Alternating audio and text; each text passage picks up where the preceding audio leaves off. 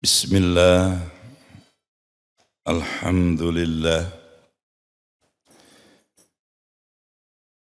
alladzi domina sa'adah fid dunya wal akhirah liman amana wa amila amalan saliha. Ashhadu an la ilaha illallah wahdahu la syarika lah wa ashhadu anna Muhammadan abduhu wa rasuluh amma ba'd.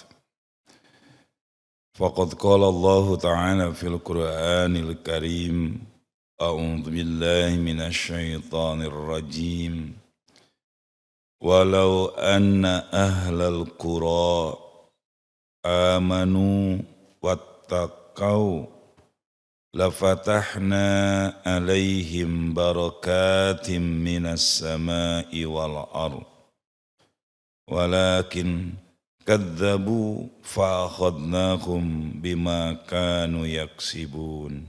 Shadaqallahul azim.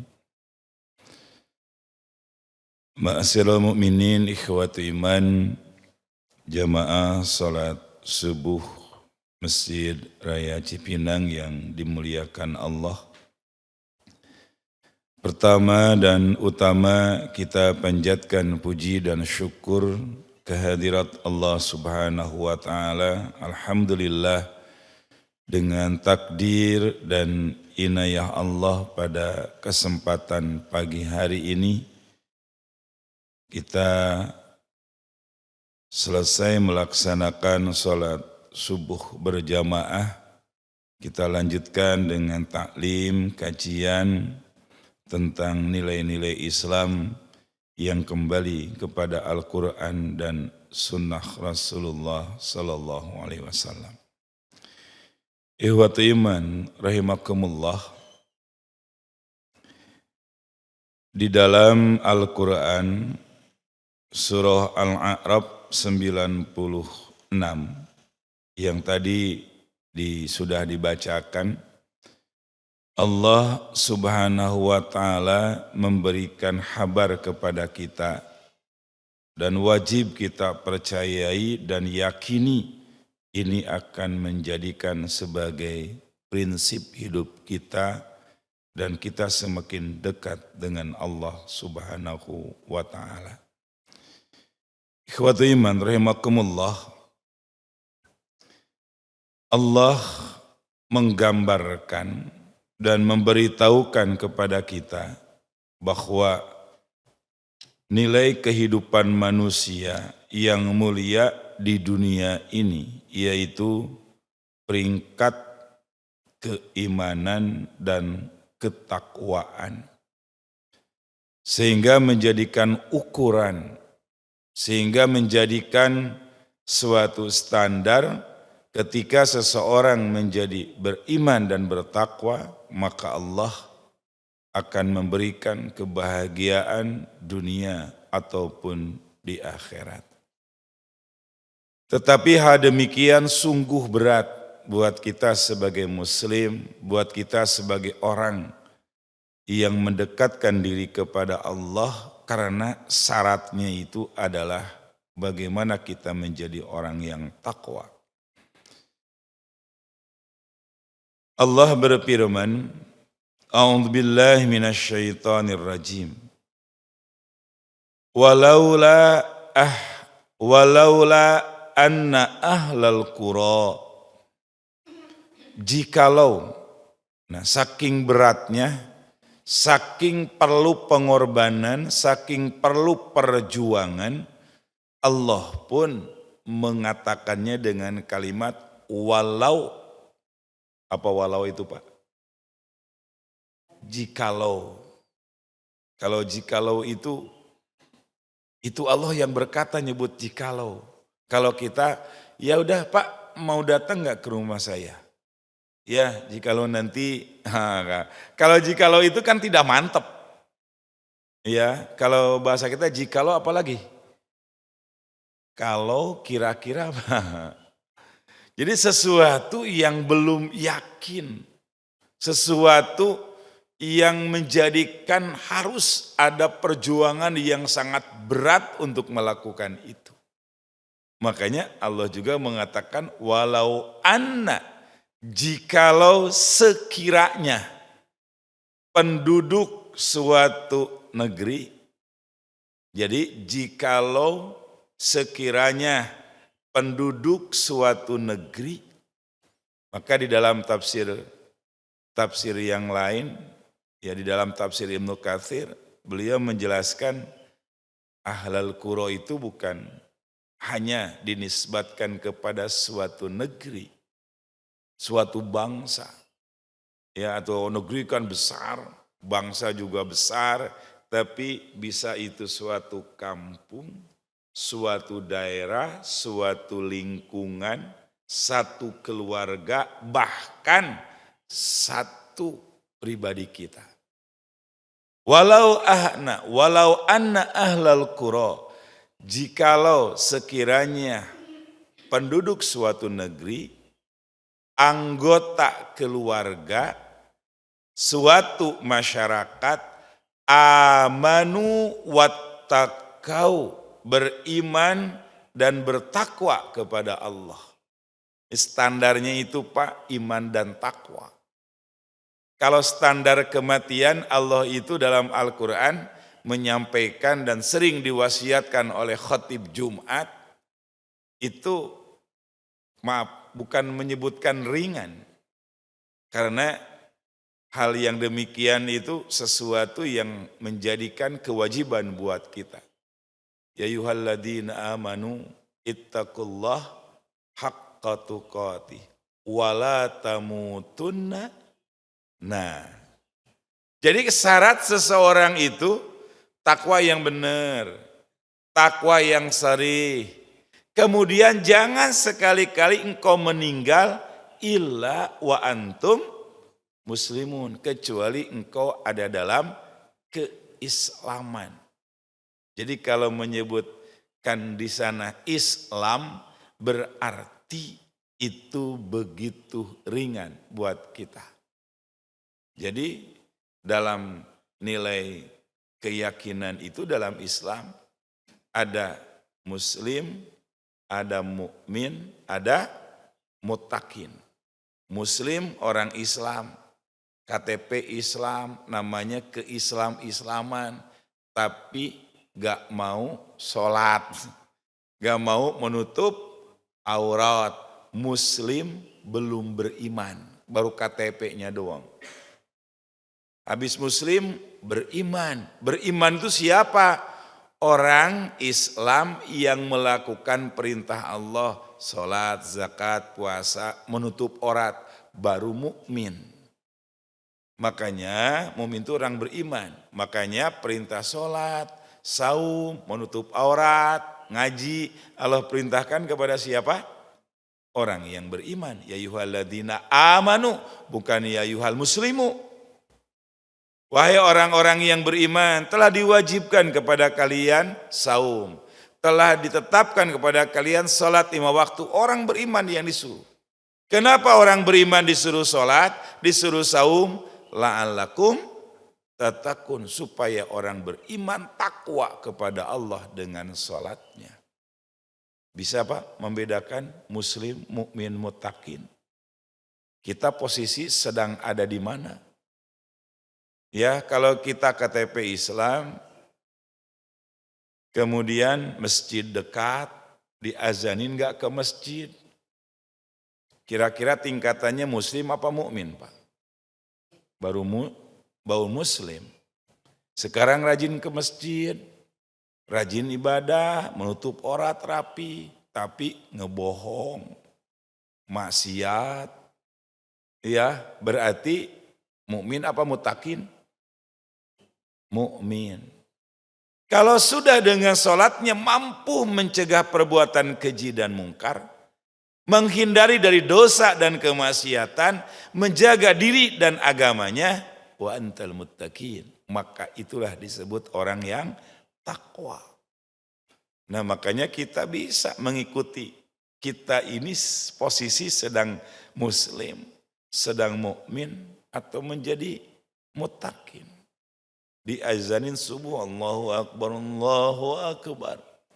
Hayya 'alas shalah, hayya 'alal falah. Ternyata bangun susah. Dengar azan, aduh karena azannya sekarang subuhnya agak malam. Jam berapa? Jam 4 lebih 8 sekarang itu ya Pak ya. Kan biasanya jam 5 kurang. Ya, makanya saya kadang berangkat jam setengah 3 bangun udah berangkat jam 3 kurang seperempat. Jadi ketika seseorang diazanin, respek hati dan keimanannya itu akan timbul. Allahu Akbar, langsung bangun. Ambil air wudhu langsung ke masjid. Itu sudah kita predikat iman. Kemudian berangkat ke masjid, melaksanakan sholat. Kemudian kita mencegah perbuatan keji dan mungkar. Wa antal muttaqin. Ya, makanya jaminan daripada sholat, inna sholata, sesungguhnya sholat, tanha anil fahsya iwal mungkar. Sesungguhnya sholat mencegah seseorang dari perbuatan keji dan mungkar. Jadi kalau orang sholatnya rajin, tepat waktu, mengutamakan sholat, maka dengan sholat yang benar, dengan sholat yang tepat waktu, insya Allah sholat yang kita kerjakan melindungi kita daripada perbuatan keji dan kemungkaran. Itu bisa kita mencapai peringkat ketakwaan kepada Allah. Makanya di sini syaratnya itu sampai takwa, amanu wattaqau. Makanya Allah diawali dengan kalimat walau anna ahlal qura. Jikalau sekiranya suatu kota, suatu kampung, suatu keluarga amanu wattaqau, dia beriman dan bertakwa kepada Allah, apa janji Allah? La patahna alaihim barokatim minas samawati wal ard. Luar biasa janji Allah. Apa janjinya itu? La patahna, benar-benar kami akan membukakan. Patah itu artinya membuka. Makanya Al-Fatih pembuka, Al-Fatihah pembukaan. La patahna, kami akan bukakan. Bukakan apa? Barokatim minas samawati wal ard. Keberkahan dari langit dan bumi. Langit dulu apa bumi dulu Pak? Jadi kalau kita mau minta rezeki berdoanya ke atas apa ke bawah? Ke Allah. Hari minta mah kepada Allah, jangan di atas di bawah. Iya. Jadi kalau minta ke langit kan syirik. Kalau minta ke bumi kan syirik. Maksudnya mintanya kepada Allah. Tapi keberkahan Allah akan turunkan dari langit. Dari langit turun hujan. Maka hujan menumbuhkan sesuatu kehidupan yang ada di atas bumi. Ikhwatu iman sekalian, Allah di dalam kalimat la fatahna itu ada lam tauqid. La fatahna, benar-benar aku akan membukakan kepada kalian. Barakatim, pintu berkah. Kenapa Allah kok enggak menyebutkan rizki? La patahna alaihim barakatim minas samawati wal ard. Apa itu keberkahan? Jadi benar-benar Allah akan membukakan pintu berkah. Berkah itu bukan hanya rizki yang berupa materi. Berkah di sana kesehatan, kebahagiaan, kenikmatan, kesejukan, kedamaian, keluarga sakinah mawadah warohmah, anak keluarga soleh dan solehah, istri soleh, istri solehah, suami solih, akur, gemah ripah loh, jenawi. Artinya apa? Sumur makmur gemah ripah loh jenawi itu merupakan bagian daripada standar orang-orang yang dibukakan pintu berkah oleh Allah. Ada orang sekarang kerjanya luar biasa sekali. puja jabatan yang mentereng, gajinya besar. Tapi kalau tidak dasar keimanan dan ketakwaan, Allah tidak akan memberikan berkah. Hati-hati, alhamdulillah diberikan berkah hujan. Hujan yang udah lama dinanti baru hujan. Ternyata hujannya kenceng banget. Hati-hati, itu hujan yang dikira akan menjadikan keberkahan. Hujannya 2 hari 2 malam, apa yang terjadi? Banjir. Jadi berkah? Belum tentu. Ternyata jadi musibah. Harta kekayaan yang kita miliki yang sebagai pemberian daripada Allah belum tentu menjadi berkah. Jangan-jangan menjadi musibah. Dengan kesibukan dunia yang kita dapatkan, dengan rezeki yang lebih banyak yang kita dapatkan, kenapa jadi musibah? Justru bukannya semakin dekat dengan Allah, tapi semakin jauh dengan Allah. Orang yang bersyukur kepada Allah, orang yang beriman dan bertakwa kepada Allah, semua yang Allah berikan kepada kita itu menunjukkan kita semakin bersyukur, semakin dekat dengan Allah. Makanya yang disebut berkah itu apa Pak? Bekah. Kalau ibu, bapak buat kue, donat, kecil. Kemudian dikukus jadi besar, digoreng jadi mengembang. Ya, jadi mengembang. Kalau kerupuk kecil digoreng kan jadi gede Pak. Nah itu nama bekah, mengembang. Mengembang itu di dalam benda, tetapi kalau di dalam keberkahan, mengembang artinya sesuatu yang kita gunakan tetap dan akan bertambah. Kalau saya mengambil bahasa, saya sering menyampaikan di sini. Berkah itu diambil dari kalimat birkatun. Birkatun itu dalam bahasa Arab artinya sumur. Ya Pak, kalau Bapak dulu di kampung, kalau Jawa Barat namanya sungai. Ya, ada sumur, di dalamnya ada apa? Air. Kalau dulu kan ditimba, dikerek, bukan kerek tidur. Ya diperek pakai tali Pak ya, tali dari karet ban itu kan. Nah, atau ditimba pakai bambu. Nah, kalau sekarang kan tidak zamannya, tapi pakai apa? Pakai jet pump. Air yang ada di dalam tanah itu dipantek, dimasukin peralon. Kalau di kampung masih sederhana, digali pakai asbes ya, kemudian diambil airnya. Nah, ikhwati sekalian, dalam bahasa Arab, sumur yang ada airnya, tempat kita nimba air, buat wudhu, buat mandi, buat hidup, dan sebagainya, itu namanya sumur. Di sumur ada air. Ketika sumur ada air, ditimba setiap hari, diambil airnya setiap hari. Dari mulai subuh, sebelum subuh, sampai dengan mau tidur. Itu air ditimba. Airnya habis gak Pak? Enggak. Padahal air itu setiap hari diambil. Setiap waktu diambil. Airnya tidak pernah habis. Walaupun bukan tidak habis, tapi agak berkurang. Ya, ketika air itu berkurang, nambah lagi.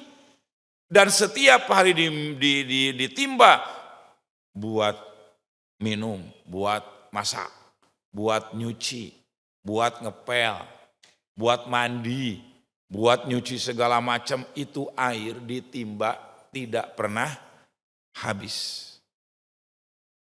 Kenapa tidak pernah habis? Karena ada sumbernya, maka disebut birkatun, sumber air. Dari pagi ditimba sampai dengan malam, sore hari atau malam hari, sedikit agak berkurang.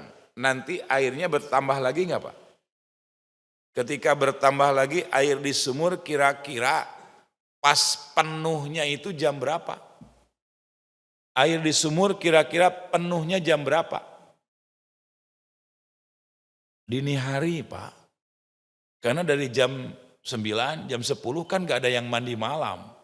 Gak ada yang nimba, gak ada yang menggunakan air. Jadi si air itu akan bertambah penuh jam 3 malam.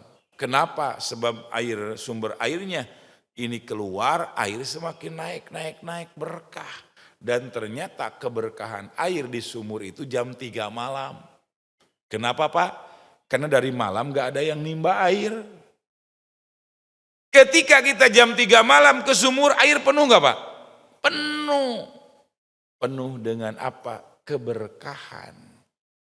Makanya kita juga kalau ingin disehatkan, diberkahkan harta, diberikan oleh Allah kedamaian, kesejahteraan, bangun jam 3, kemana?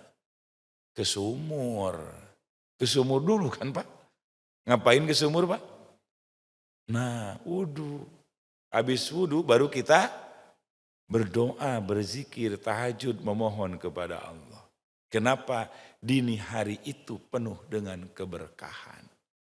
Nah makanya waktu sekalian, sampai Allah mengatakan, la fatahna alaihim barakatim minas samawati wal ardh. Kenapa Allah menyebutkan barokah? Karena berkah itu sifatnya harus ada ikhtiar. Ya, jangan sampai kita mengharap berdoa kepada Allah, kemudian mengharapnya itu langsung, ya Allah berikanlah kepadaku 2 kilo emas, kira-kira turun 2 kilo. Ya Allah berikanlah kepadaku sebulan 20 juta. Ya Allah berikanlah kepadaku sehat supaya saya langsung bisa sembuh, supaya bisa beribadah kepadamu. Betul, tapi jangan cash kepada Allah. Maka kalau kita ibadahnya cash, tapi ketika kita berdoa kepada Allah dalam arti barokah, itu kenikmatan berefek dari sesuatu yang kita lakukan. Ada prosesnya. Ya, jadi ketika kita mau makan juga kan harus masak dulu.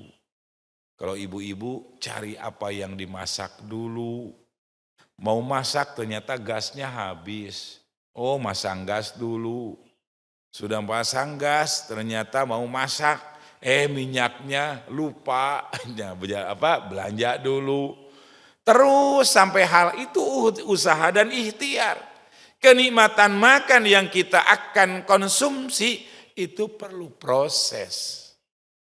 Ada yang instan, ada, ingin makan yang enak.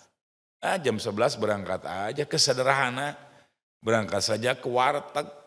Tapi ketika mau sayur bayam, cari dulu, cegat dulu tukang sayur, petikin dulu, kemudian kita baru masak, udah masak baru kita makan, dikonsumsi sama kita.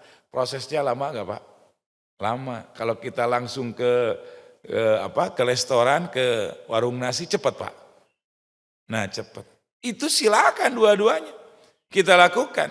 Tetapi silakan kenikmatan itu kita bisa lakukan untuk keberkahan. Karena apa Pak?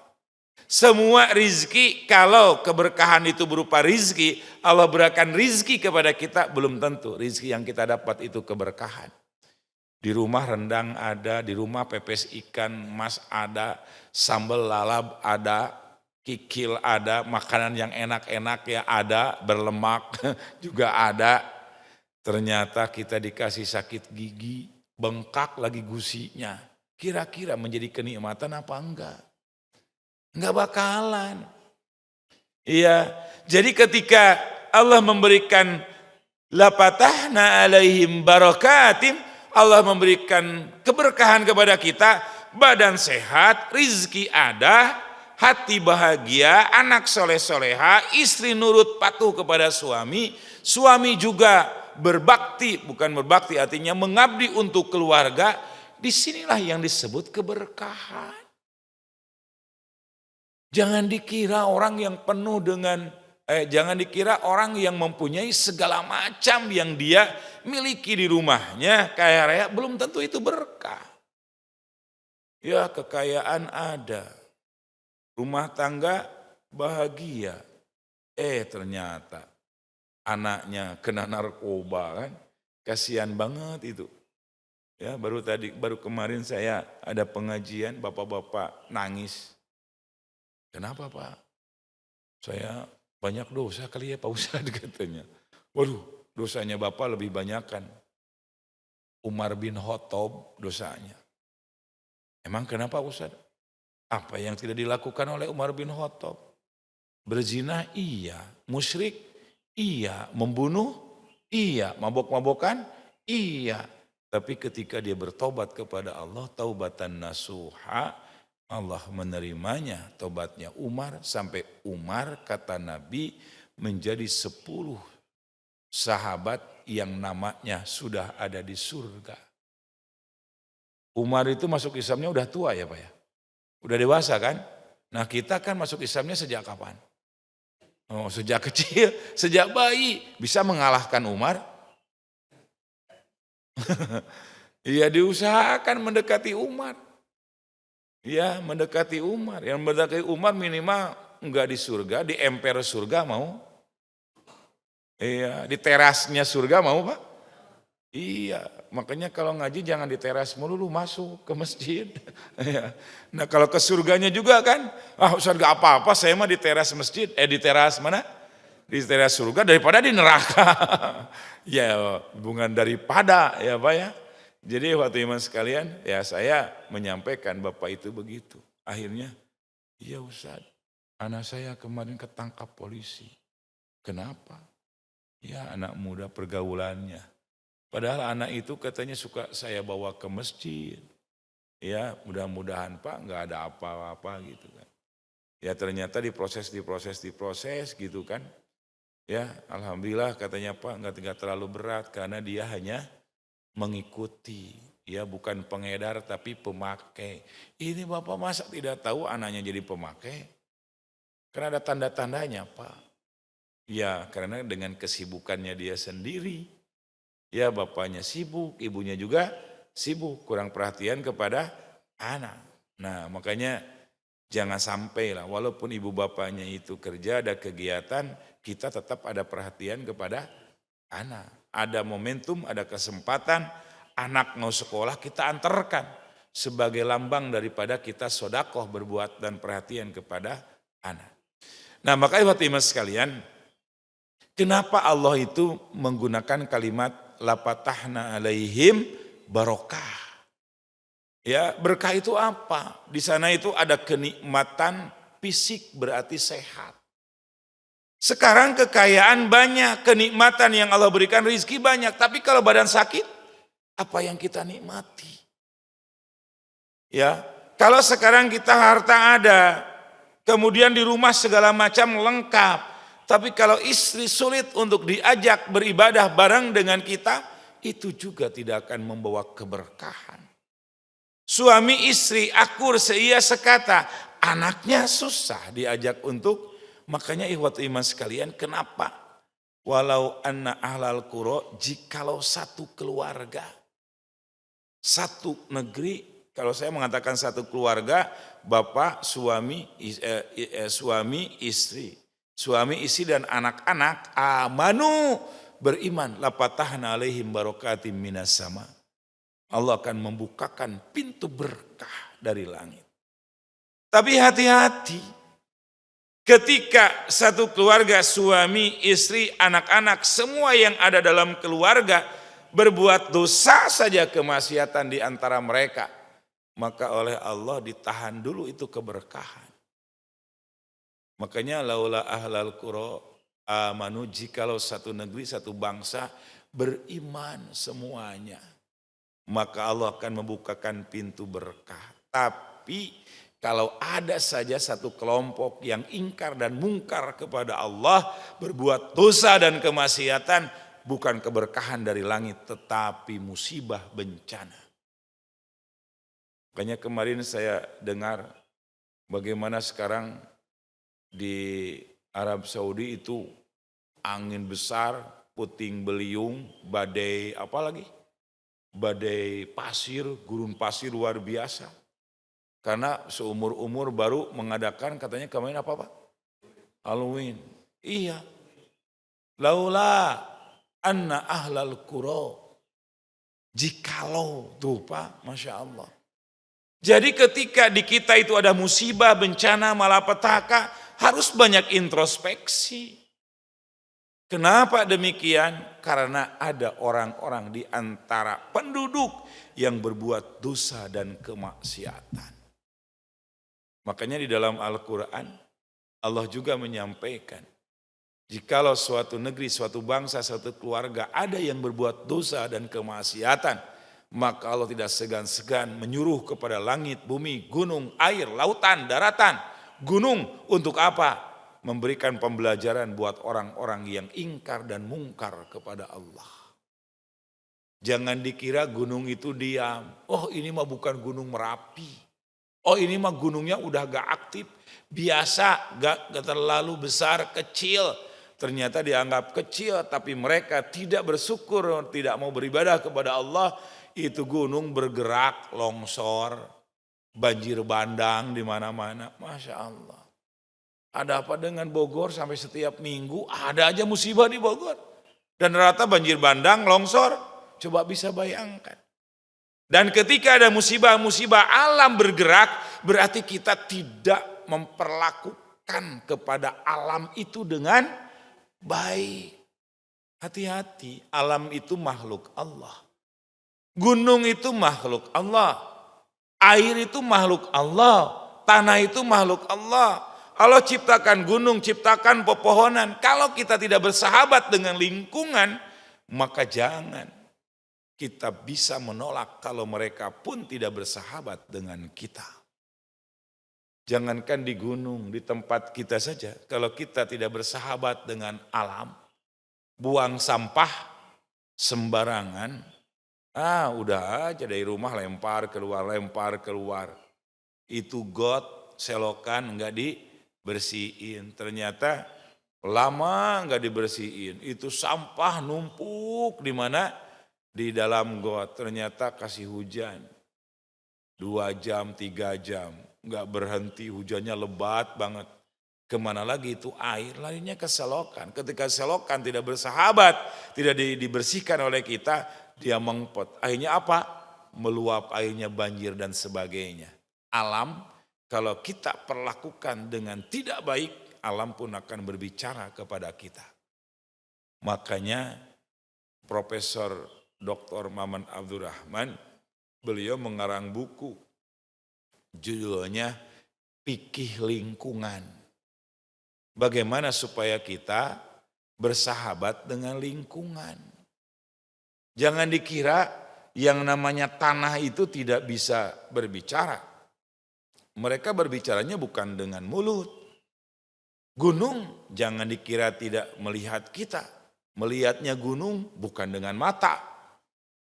Betapa gunung dengan pohonnya menyaring air-air hujan. Dan dia baik memberikan genangan air, aliran air yang bening, yang bersih. Pepohonan memberikan oksigen udara yang bagus. Tetapi pohonnya ditebang, ditanam pohon beton, ditanam dibangun rumah-rumah, akhirnya si air sudah tidak ketahan ketika hujan, tidak ada yang menahan, yaitu akar. Apa yang terjadi? Keseret semuanya. Jadi buat iman sekalian, di gunung ada etika kita memahami tentang makhluk Allah. Di lautan, ekosistem lautan pun sama. Ya, dulu yang namanya saya masih sering ke laut, di pinggir laut itu di pantai ada karang, apa namanya Pak dulu itu? Kayak karang laut ya. Saya masih ingat ngelihat itu ada karang laut, dilihat, jangan dibawa, disimpan. Udah kesininya dibawa, ya diangkut. Sampai pasirnya dibuat herbal katanya. Coba, jadi apa? Ekosistem, makhluk laut, kemudian benda-benda yang ada di pantai itu yang tadinya menahan ombak, menahan air, diambil. Jadi apa yang terjadi? Yang tadinya ombak dari tengah lautan di pantai ditahan dengan terumbu-terumbu karang. Ternyata sekarang terumbu karangnya gak ada, si air itu dari tengah laut, ditiup oleh air, angin, jadi ombak, langsung lempas kemana? Bukan ke pantai, ke daratan. Sudah di daratan, dihempas lagi oleh angin. Akhirnya apa yang terjadi? Gelombang, rob terjadi. Nah ya mas sekalian, kenapa terjadi? Dulu kayaknya kita nggak pernah dengar namanya rob. Ya, dulu yang namanya longsor jarang sekali. Tapi kenapa demikian? Ya Ustaz, kan dengan perkembangan manusia dan sebagainya. Karena manusia sudah tidak mau lagi bersahabat dengan Allah. Nah makanya saking beratnya ada kalimat walau anna ahlal qura. Allah membukakan pintu berkah dari langit dan bumi. Nah, walakin tetapi kadzabu mereka mendustakan. Fa'akhadnahum bima kanu yaksibun, tetapi mereka mendustakan ayat-ayat kami itu, maka kami siksa mereka disebabkan perbuatannya. Tuh Pak, jadi ketika Allah akan menurunkan berkah, air hujan itu berkah. Tapi ketika hujan ternyata kitanya tidak tidak menyiapkan hal-hal yang air itu bisa ditahan, ditampung, kemudian air itu bisa mengalir, ternyata oleh manusia dirusak. Akhirnya terjadi banjir, longsor, banjir bandang dan sebagainya karena mereka kadzabu, mendustakan ayat-ayat Allah. Ada juga di dalam ayat yang lain kadzabu bi rasulillah. Mereka mendustakan apa yang disampaikan dan dibawa oleh Rasul Allah. Ya, makanya dasarnya itu takwa itu akan memberikan berkah.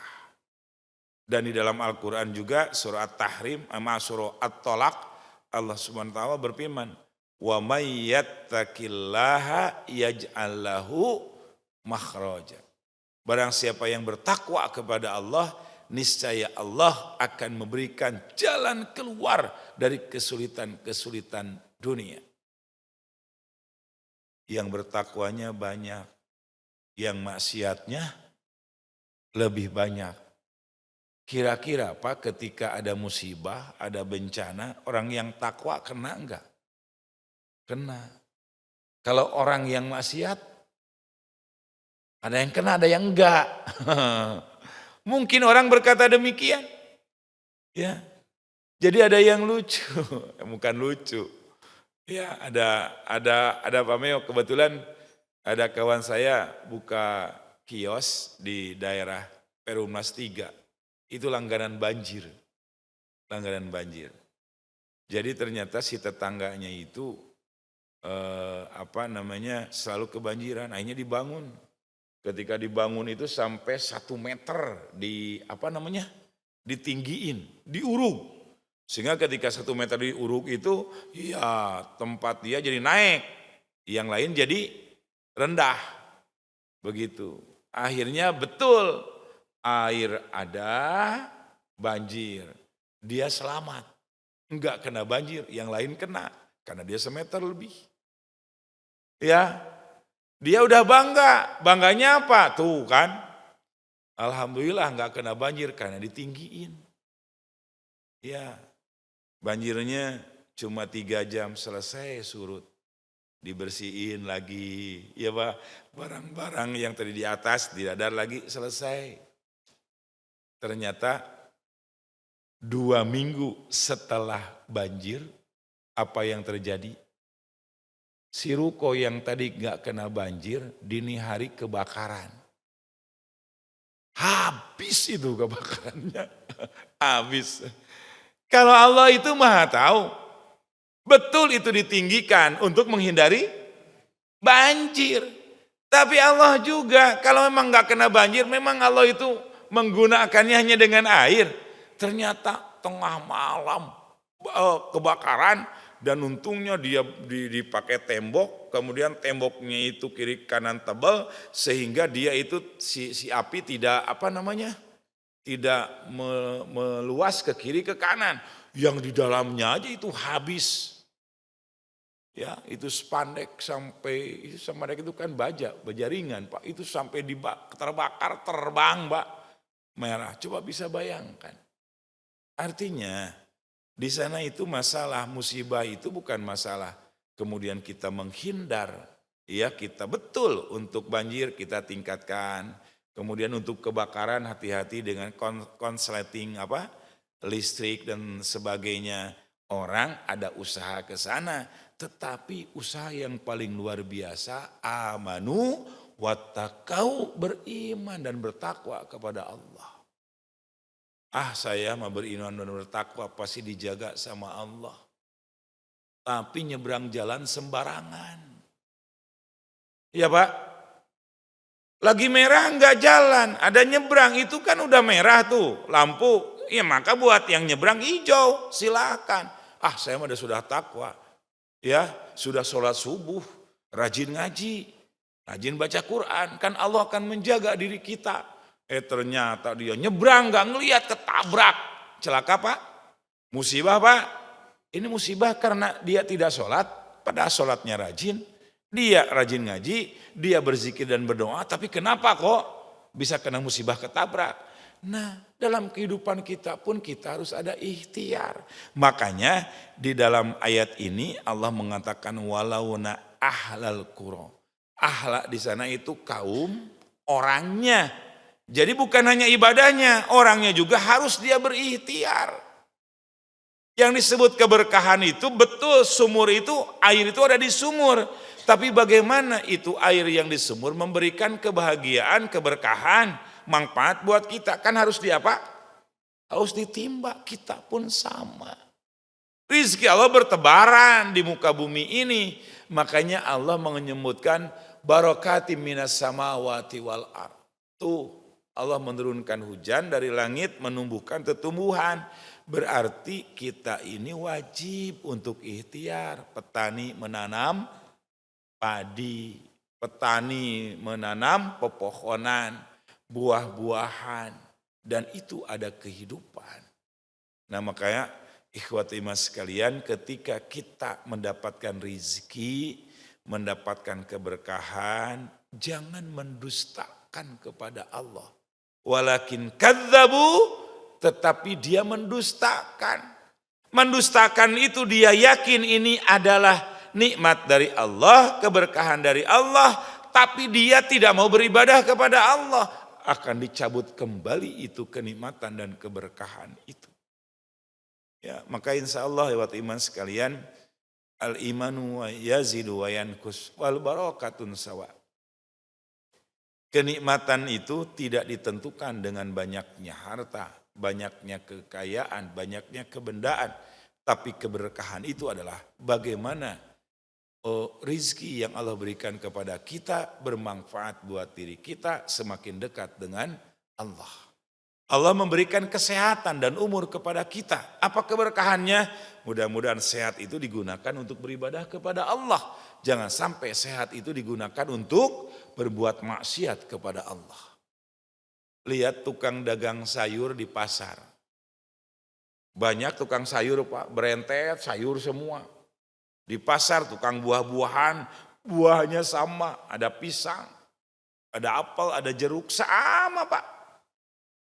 Tapi Allah sudah menakar gak rizki orang itu. Tidak ketukar namanya rizki. Ya, harusnya ini rizki buat si A. Nah ini buat si B. Allah ketukar gak? Enggak.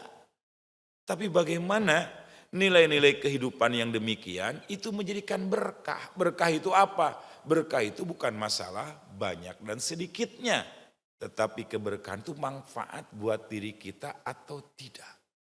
Nauzubillah. Mudah-mudahan kita diberikan umur, sehat, digunakan beribadah kepada Allah Subhanahu wa Ta'ala, dan kita dimuliakan di mana saja kita berada. Mudah-mudahan ikhwati mas sekalian, kita mendapatkan peringkat ketakwaan kepada Allah Subhanahu wa Ta'ala, maka Allah pun akan memberikan berkah kepada kita semua dan kita diselamatkan dunia dan akhirat kelak. Itulah mungkin ikhwati mas sekalian yang kita bahas pada kesempatan ini. Artinya keimanan, dan ketakwaan memberikan keberkahan dan kebahagiaan buat kita semua, baik di dunia ataupun kelak di akhirat. Demikian, dan mari kita tutup dengan doa kifaratul majlis. Subhanaka Allahumma wa bihamdik, wa asyhadu an la ilaha illa anta wa astaghfiruka wa atubu ilaik. Rabbana hablana min azwajina wa dzurriyyatina qurrata a'yun waj'alna lil muttaqina imama. Rabbi habli minas salihin. Rabbana atina fid dunya hasanah wa fil akhirati hasanah wa qina adzabannar. Allahumma rabbil izzati amma yasifuna wassalamun ala mursalin walhamdulillahi rabbil alamin. Wassalamualaikum warahmatullahi wabarakatuh.